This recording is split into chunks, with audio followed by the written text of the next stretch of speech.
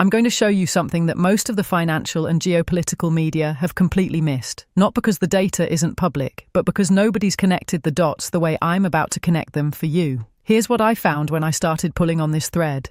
The greatest strategic economic defeat Donald Trump may face in his second term isn't coming from Brussels, Beijing, or even a Senate floor.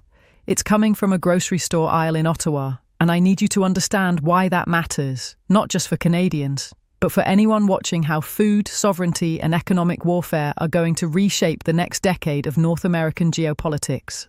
On February 3rd, 2025, when the tariff threats hit their peak, something happened that Washington's advisors genuinely did not anticipate. Instead of flying to Mar-a-Lago to beg for an exemption, Canada's Prime Minister Mark Carney walked into a grocery store. Not a press conference, not a war room, a grocery store. And he unveiled a $500 million plan that quietly announced, "We're done being your dependent." I've been tracking this story since it dropped, and I'm telling you, most people are reading this wrong. They're calling it a subsidy program. They're calling it emergency aid for farmers. Those people are missing the entire point. What Carney just launched isn't a defensive measure. It's a deliberate, precision-targeted economic weapon designed to permanently erase billions of dollars of American agricultural export revenue. And it's designed so well that the United States government literally cannot complain about it.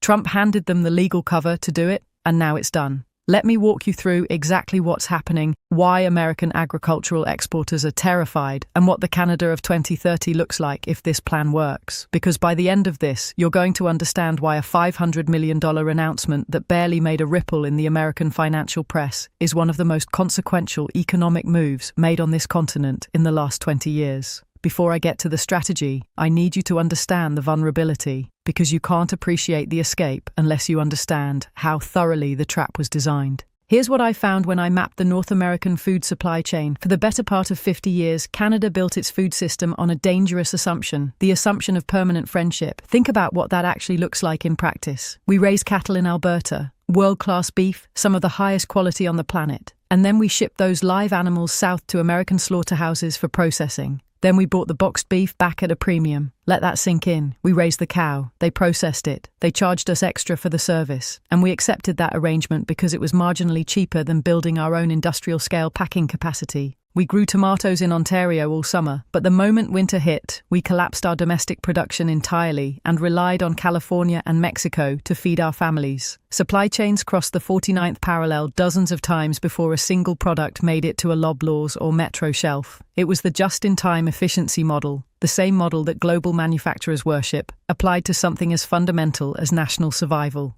And it worked. Until someone decided to use it as a weapon.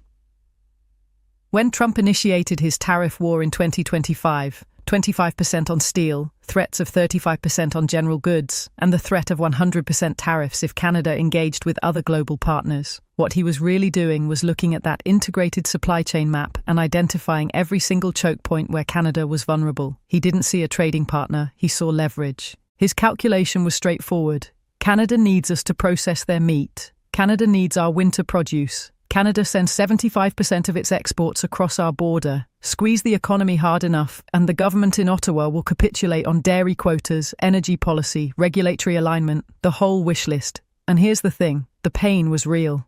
I'm not going to minimize this for you.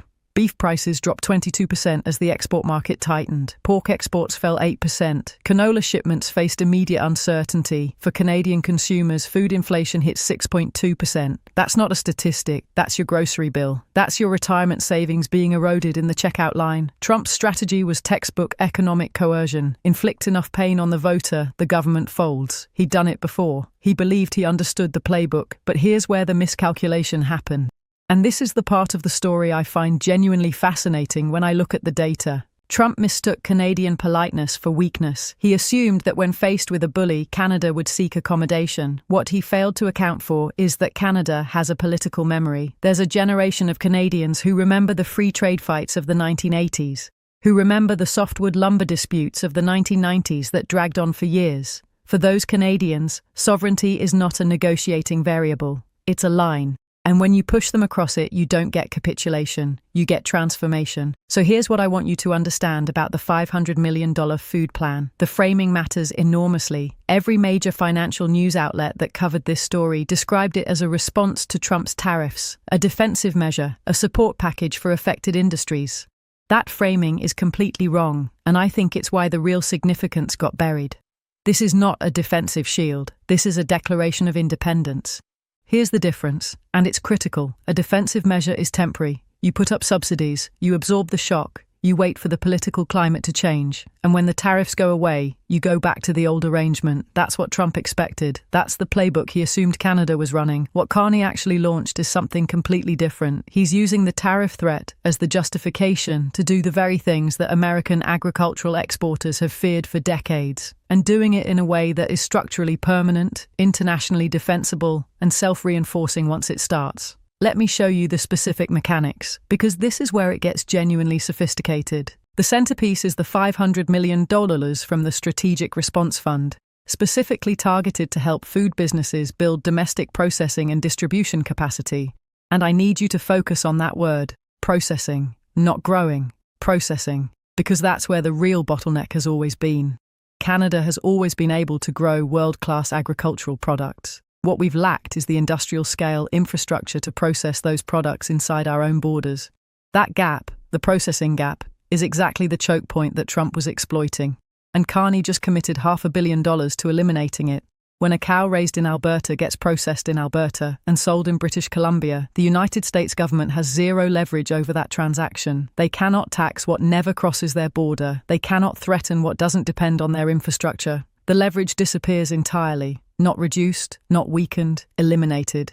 Then there's the $150 million food security fund targeted specifically at small and medium-sized businesses. This is about resilience at the granular level, building regional supply chains that can absorb global shocks without snapping. If one node in the network goes down, the rest of the system continues to function. That's anti-fragile design applied to food security. But here's the piece that I think is actually the most powerful. And it's the one that's gotten the least attention. It's not the direct spending at all. It's the tax code. The plan includes an immediate expensing provision for greenhouse construction. Any company that builds or acquires a greenhouse operational before 2030 can write off the entire capital cost immediately, all of it, in year one. I need you to understand what this does to investment calculus, because if you've ever analyzed business investment decisions, you know this is an extraordinary accelerant. The standard model for capital-intensive agriculture is that you borrow to build, then slowly recover that capital through depreciation over 15 or 20 years. The payback period is long, the risk is high, the barrier to entry is significant. What the immediate expensing provision does is completely rewrite that equation overnight. The government is saying, build a greenhouse in Canada before 2030, and we will absorb the entire financial risk of capital depreciation. The return on investment calculation changes instantly. Projects that were marginal become attractive. Projects that were attractive become urgent. What this creates, and I've been tracking the construction pipeline on this, is a greenhouse boom. We're about to see an accelerated expansion of controlled environment agriculture across British Columbia, Ontario, and Quebec at a scale that would have taken 15 years to materialize organically. The tariff threat didn't just motivate this investment, it created the political will to subsidize it in a way that the WTO cannot challenge, because it's a domestic response to hostile trade actions. Now, I want to walk you through something I've been researching for a while, because it changes the long-term picture dramatically. I call it the California problem. For decades, Canada has operated under a form of geographic defeatism. We accepted the premise that because we're a northern nation, cold winters, short growing seasons, we're structurally dependent on southern food imports for fresh produce year-round. That dependence, we were told, was just a fact of life. Geography is destiny, but here's what the data actually shows when you look at it carefully. The South has its own problem. A serious one, and it's getting worse. California's Central Valley and the American Southwest are the engines of the U.S. food export machine. They produce the tomatoes, peppers, lettuce, strawberries, and herbs that fill Canadian grocery shelves in January and February. But those engines are running on depleting resources. The Colorado River, which supplies agriculture for 7 states, is in long-term decline. Flow levels have dropped dramatically over the past 2 decades. The Ogallala Aquifer, which underlies 8 Great Plains states and irrigates a significant portion of American agricultural production, production is being drawn down at a rate that experts describe as terrifyingly unsustainable. It's not a renewable resource. When it's gone, it's gone. Here's what I find striking. Every head of California lettuce that Canada buys is a product of a food system that is ecologically bankrupt. We've been importing their water crisis every time we stock our fridges. And the system was already fragile before Trump said a single word about tariffs. Now look at Canada's position. We hold 20% of the world's freshwater reserves. Quebec, Manitoba, and British Columbia have built electrical grids that run on the perpetual flow of rivers.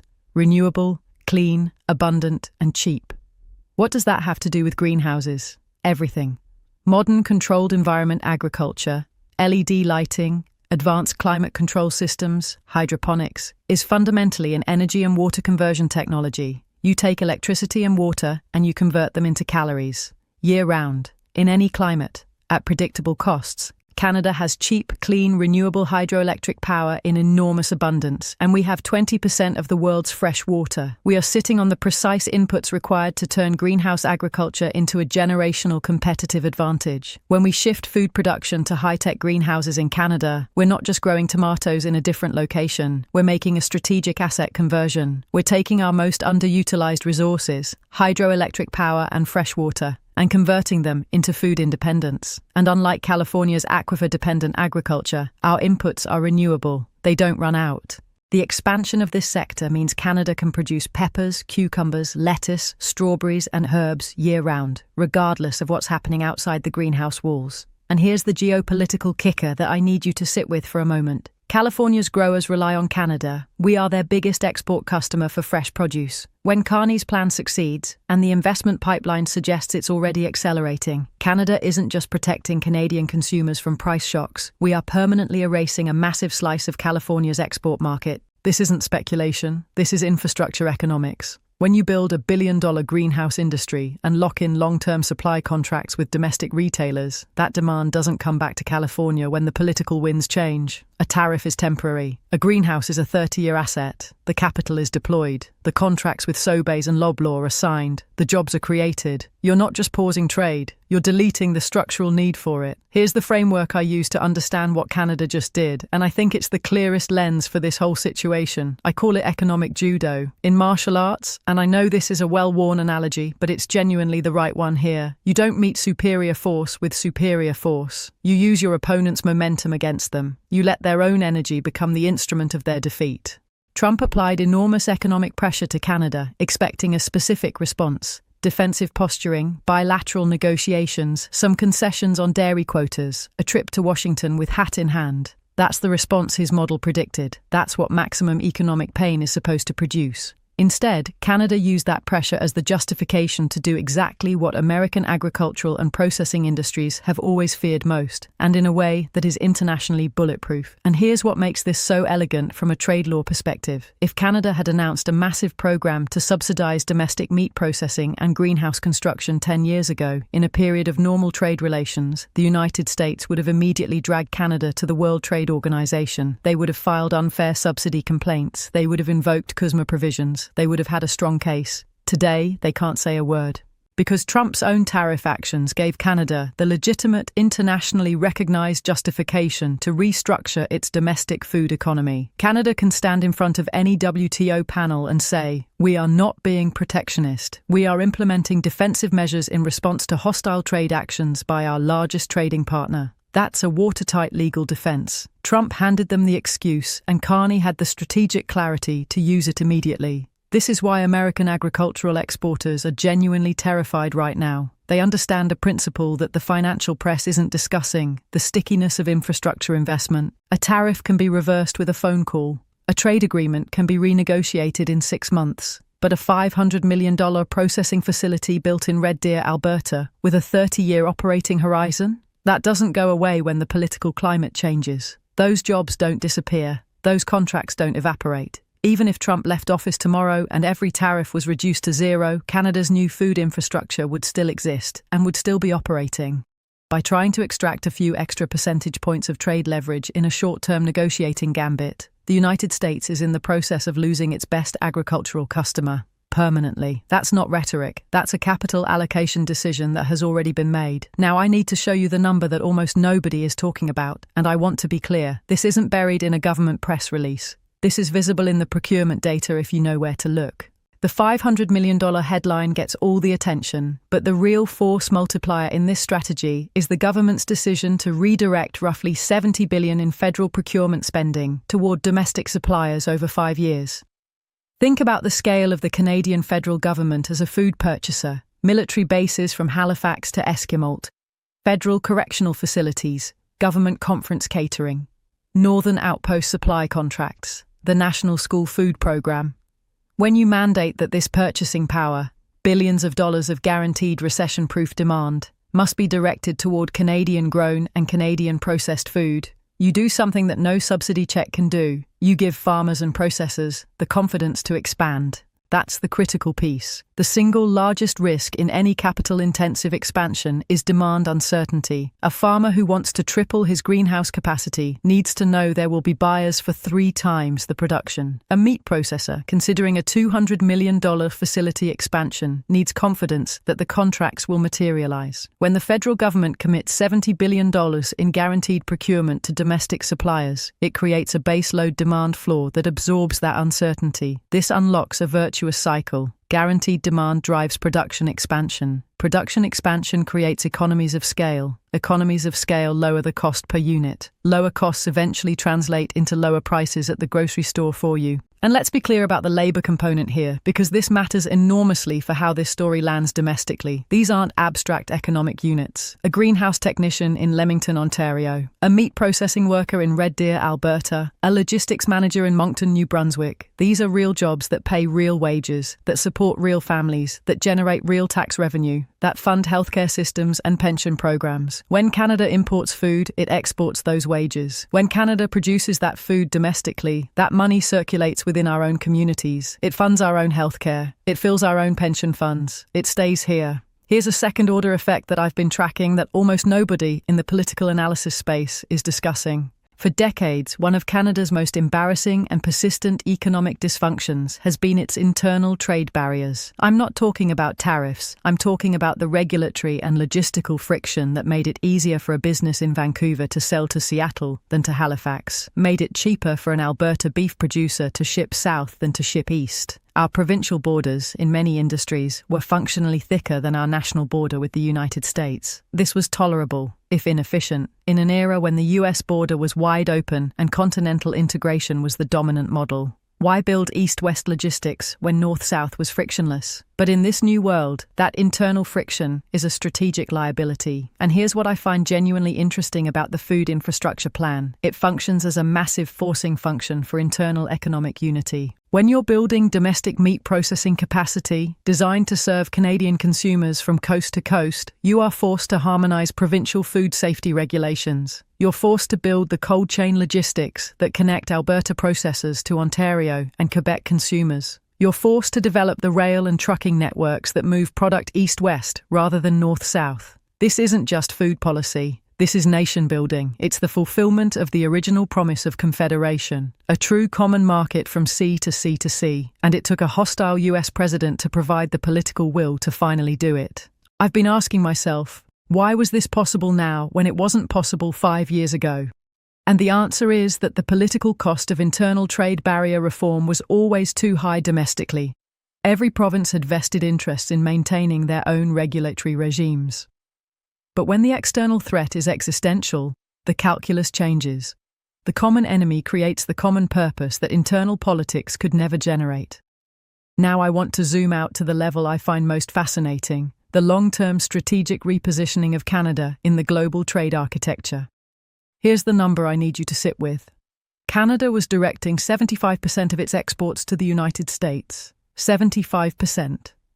In supply chain risk analysis, that's not a trade relationship. That's a single point of failure. If you ran a business and one customer accounted for 75% of your revenue, every business advisor you'd ever talk to would tell you that's an existential vulnerability. You need to diversify or you're one bad negotiation away from catastrophe. Canada has known this for decades, but the proximity, the language, the cultural integration, it was just too easy to keep taking the easy path. Trump's tariffs ended that option, and here's what I'm watching now. Canada isn't just building domestic food capacity, it's simultaneously executing a global market pivot that permanently reduces its exposure to US trade decisions.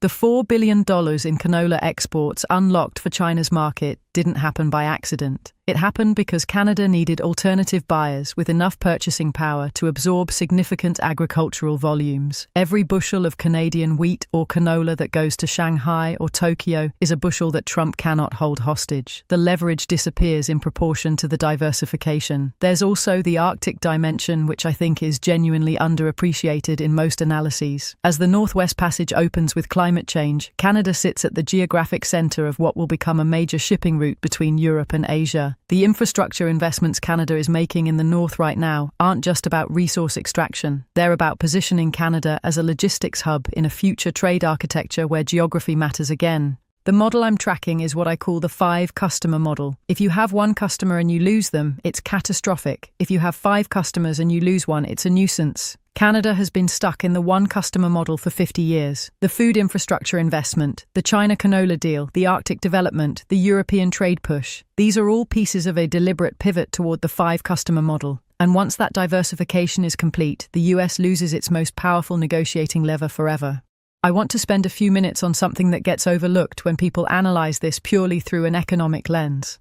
The domestic political mechanics of this plan are genuinely brilliant, and they reveal a strategic sophistication that I think is worth understanding. Ask yourself, why did Carney choose a grocery store as the backdrop for this announcement? Why frame a $650 million infrastructure investment around food prices rather than industrial policy or supply chain resilience? Because he understood something that the polling data has been screaming for 3 years. The cost of living is the #1 issue for Canadian households. Not climate, not housing, although housing is close. Food inflation, specifically grocery prices, has been the dominant anxiety in Canadian household finances since 2022.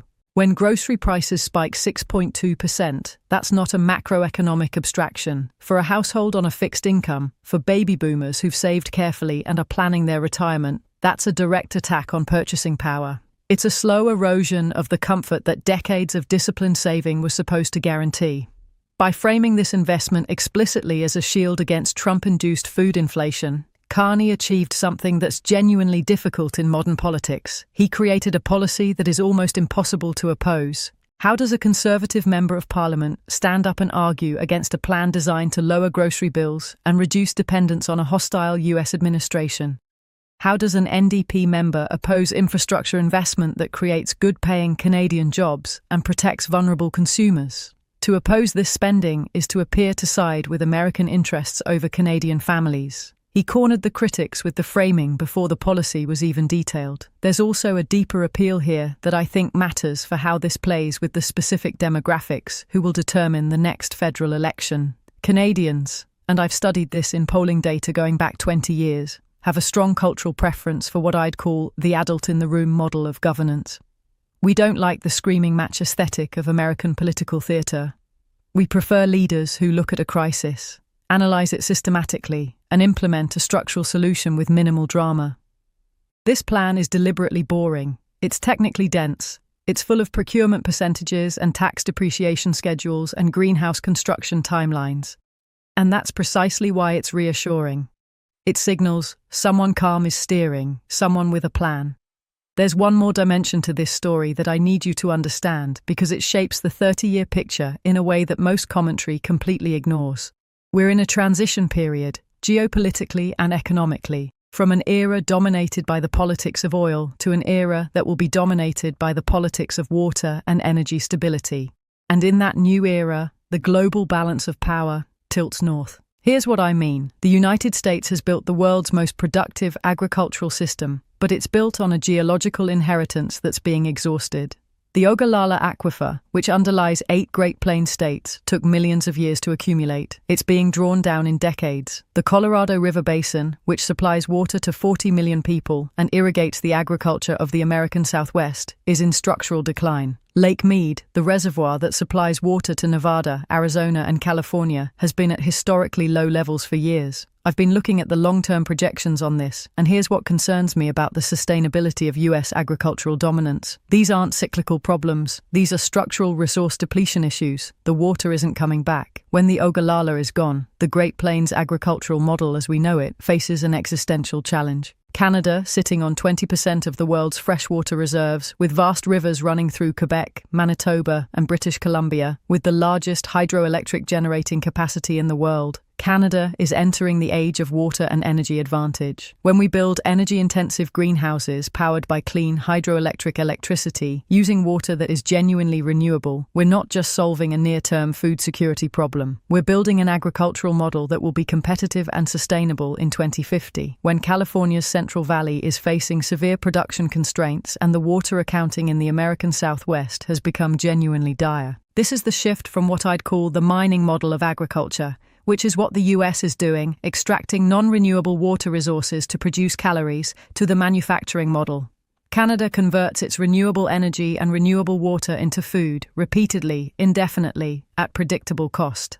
That's the ultimate comparative advantage in food production for the next 50 years. I want to touch on one element of this plan that might seem like social policy, but is actually one of the most strategically clever components of the entire package. The expansion of the National School Food Programme to provide meals to 400,000 Canadian children annually. On the surface, this looks like a social welfare initiative. And yes, it is that. But economically, look at what it does. It creates a guaranteed, recession-proof market for Canadian agricultural producers. School food programs don't disappear in downturns. The government doesn't stop feeding children when consumer confidence drops. That demand is as reliable as demand gets. For a farmer in Saskatchewan or a food processor in Ontario who's considering whether to expand capacity, knowing that a portion of your output is pre-sold to the federal school program at a predictable price is exactly the kind of demand certainty that makes expansion decisions rational. But there's something else here that I think matters in terms of what it signals about Canada's strategic identity in this moment. While the American system is often characterized by a market-driven, sink-or-swim ethos, where the response to economic disruption is to let inefficient actors fail and let the market sort it out, Canada's response is to use the power of the collective to ensure that the most vulnerable members of the community benefit from the nation's agricultural wealth. It connects the farmer in Saskatchewan directly to the student in Nova Scotia. It creates a bond of mutual economic support that no foreign tariff can sever. And it differentiates Canada's national brand in a way that matters, both domestically in terms of political cohesion and internationally in terms of the kind of country we are and the kind of partners we attract. Let me pull together the data points I've been tracking because I want you to see the full picture. Canada holds 20% of the world's fresh water. Canada has some of the cheapest and cleanest renewable electricity on the planet. Canada produces world-class beef, pork, wheat, canola, and pulses. Canada has 265 million acres of arable and potential farmland, one of the largest agricultural land bases in the world. Canada has just unlocked $4 billion in Asian canola exports. Canada is investing $500 million in processing infrastructure to close the single largest gap in its food security architecture. Now look at what Trump's tariff war accomplished from an American perspective. He intended to squeeze Canada into trade concessions. What he actually achieved is, 1. He provided the political and legal justification for Canada to restructure its food economy in a way that will permanently reduce Canadian dependence on American agricultural imports. 2. He triggered the permanent loss of Canada as a customer for California produce, not temporarily, but permanently, as greenhouse capacity is built and locked in. 3. He accelerated Canada's pivot toward Asian export markets, reducing the US share of Canadian trade and therefore reducing US economic leverage over Canada. 4. He forced the resolution of Canada's internal trade barriers, making the Canadian domestic economy more coherent and efficient. He set out to extract concessions. He produced the conditions for Canadian food sovereignty. That's not a negotiating win. That's a strategic miscalculation of historic proportions. So here's what I need you to watch over the next 12 to 36 months, because these are the indicators that will tell you whether this strategy is working. First, watch greenhouse construction permits in British Columbia, Ontario, and Quebec. If the immediate expensing provision is working as designed, you should see a significant spike in applications and construction starts before the end of 2026. That data is publicly available, and I'll be reporting on it as it comes in. Second, Watch the Canadian canola and wheat export data to Asian markets. If Canada's agricultural trade diversification is accelerating, you'll see the US share of total agricultural exports declining as a percentage, while the absolute volume stays flat or grows. That's the structural shift we're looking for. Third, watch the meat processing facility announcements in Alberta and Saskatchewan. These are the indicators that the $500 million Strategic Response Fund is being deployed effectively. Industrial processing facilities take 18 to 30 months to build. If the announcements are happening in 2025 and 2026, the capacity comes online in 2027 and 2028. Fourth, watch the federal procurement data. If the government is executing on the $70 billion domestic procurement commitment, you should see it showing up in Statistics Canada's government expenditure data by the end of fiscal year 2026. And fifth, this is the one I'm watching most carefully. Watch California's agricultural lobby's response. If I'm right about the scale of the market they're about to lose, you'll start hearing noise out of California's Farm Bureau and agricultural trade associations within the next 12 months. The moment they start lobbying Washington to address the greenhouse incentive programs in Canada, you'll know the plan is working exactly as designed. I want to close with something that I think gets to the heart of why this story matters beyond the agricultural economics. There's a fundamental question that every nation faces in a period of geopolitical stress. Who are you when the comfortable assumptions get stripped away? When the integrated, frictionless trade architecture that you built your prosperity on suddenly turns hostile, what do you discover about your actual capabilities? For Canada, the answer, and I say this as someone who's been studying the data carefully, is more than most Canadians have allowed themselves to believe. We are a freshwater superpower. We are a clean energy superpower. We are one of the world's most productive agricultural land masses.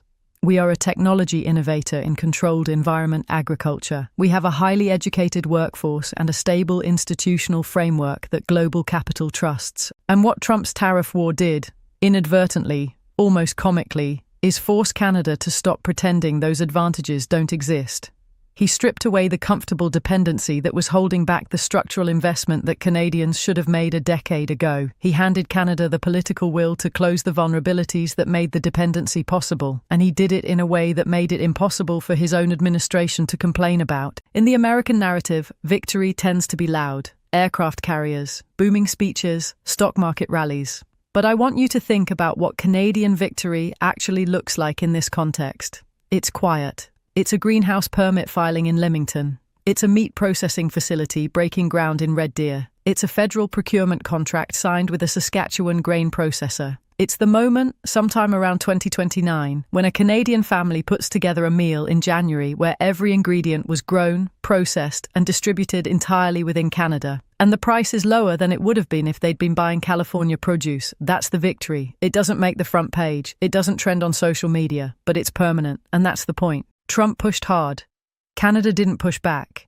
Canada stepped aside, let him stumble forward, and used his momentum to build something that will outlast his presidency, his tariffs, and his ability to pressure this country by decades. The $500 million food plan isn't the end of the story. It's the first stone in the foundation of a food sovereign Canada, a Canada that is respectful of its neighbors, competitive with the world, and subservient to no one. I need you to do two things for me right now. First, hit that like button if this analysis gave you a perspective on this story that you weren't seeing in the mainstream coverage. It helps me reach the people who need to understand what's actually happening in the Canada-US trade relationship. And second, I want to hear from you in the comments. Do you think Canada moved fast enough on this? Or has the window for maximum advantage already partially closed? I'm genuinely tracking the comment intelligence on this question because the community here tends to see ground-level signals that don't show up in the official data yet. Stay sharp, stay informed, and I'll see you in the next one.